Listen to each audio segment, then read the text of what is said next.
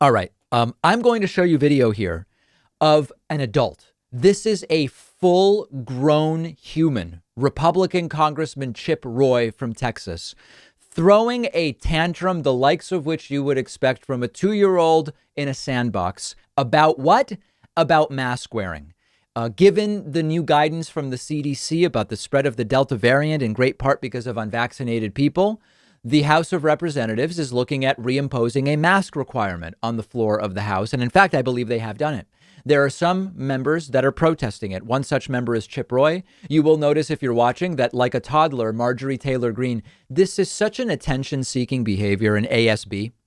I know a lot of people who participate in these attention seeking behaviors. You know who I'm talking about. It's you go to a restaurant and there's someone at the next table over talking really, really loudly about how much money they make or how smart they are or the vacation they went on, not for the benefit of the people at their table, but for the benefit of the people at surrounding tables. It's an attention seeking behavior.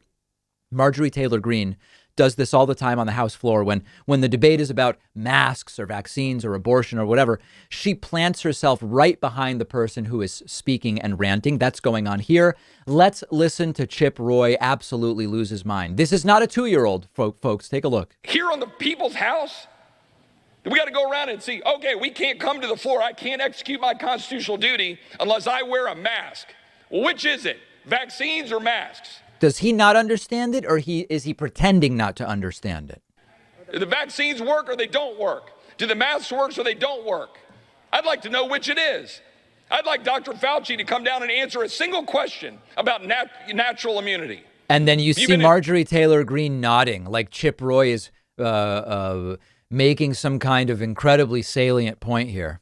Infected with a virus. Do you have immunity? Or are they just going to go around poking people saying you must take a vaccine? Oh, but sorry, the vaccine doesn't work. You must wear a mask. This institution is a sham, and we should adjourn and shut this place down. And so there, Marjorie Taylor Greene standing up and cheering and clapping and so on. So this was the point. They wanted to adjourn the House proceedings over the mask guidelines. I mean, it's sort of like the congressional equivalent of, if I can't play in the sandbox, I'm going to poop in it so nobody else can either. Right. Apologies for I'm still thinking of that pastor playing with the dog poop yesterday. Then we move on to Kevin McCarthy. Kevin McCarthy is the House minority leader, and it gives me great pleasure to call him the minority leader because Republicans did lose control of the House. And he goes on a rant about all the things he claims Democrats want to control. I don't even know where he's getting this stuff. But it's just like their philosophy. They want to mandate. They want to impose. They want to tell you when you can go to school, when you can eat. When you can eat. Does anybody know what that's about? Is that about like lunch times at school? Is there actually something he's referring to? Or is that just more trash, gutter trash from these people? You know what they're going to do if you walk into this building without a mask? They're going to charge you $500. Why? Because they got the power to do it.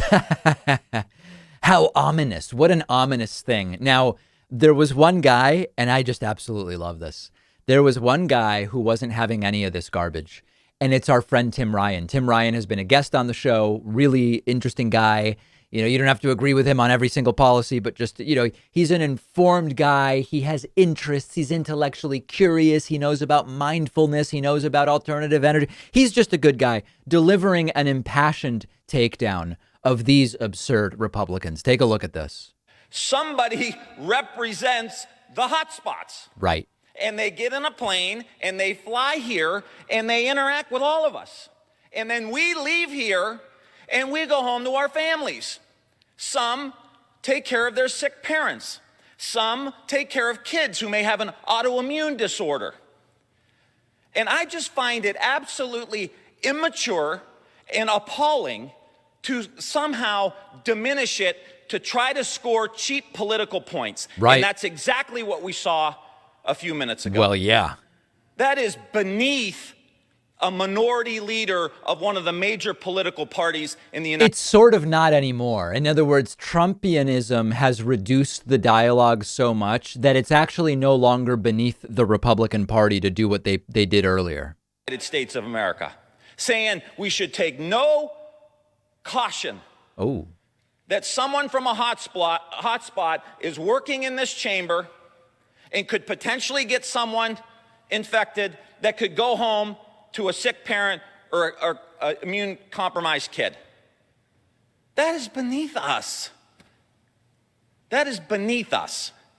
And it's certainly beneath leadership here in Washington, D.C. It should be. But unfortunately, it is just par for the course now. This is how Trumpian politics works.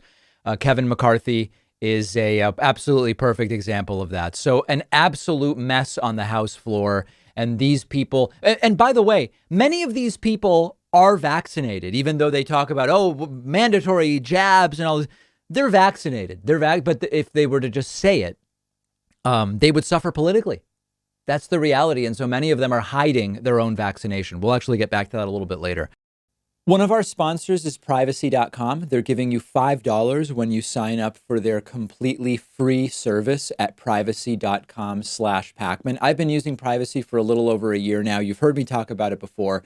It's a lifesaver. And here's how it works. It takes just a couple of minutes to set up. Anytime you buy something online or on the phone, instead of actually using your real credit card number, the Privacy app and the browser plugin let you give each company a randomized virtual credit card number that you create out of thin air. It'll even autofill the card number with one click. And the payment is taken out of your checking account without the merchant ever knowing your real information. So this allows you to keep your banking information secure, but also to take control of your finances. You can create up to 12 of these virtual credit cards a month. You can set spending limits. You can freeze them.